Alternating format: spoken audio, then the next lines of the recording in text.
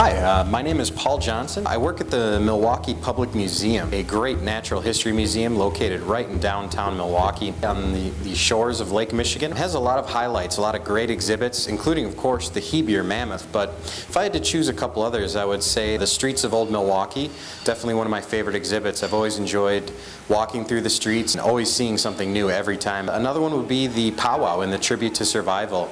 I think it's a great symbol for the museum and also as an exhibit with a fantastic message.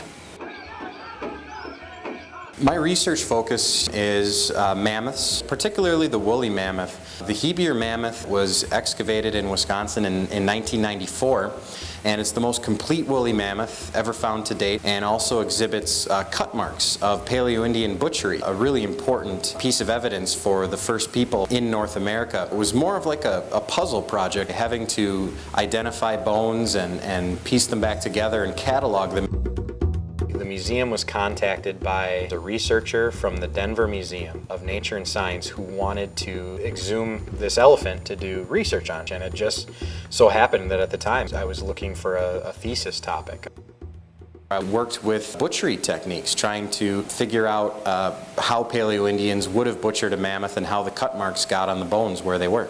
By taking apart this elephant, we can begin to see what some of the woolly mammoth bones are.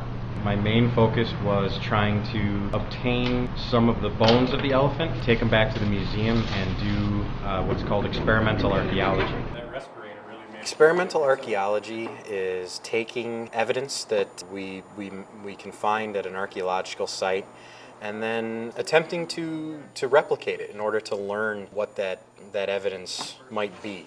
An elephant is a very close relative of the woolly mammoth, so we can actually take the elephant's bones and try and replicate how a Paleo-Indian would butcher certain parts of the elephant to get at meat, and we can take a look at the cut marks that would have been left behind. Trying to replicate butcher marks, I'm not going to use a kitchen knife.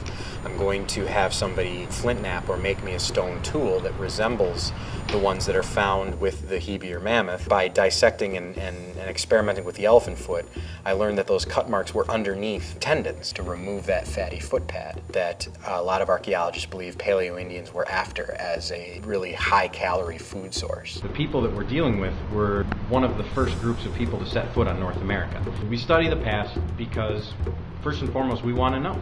We want to know what people were like in the past, what our ancestors were like, and that's a subject that's really interesting.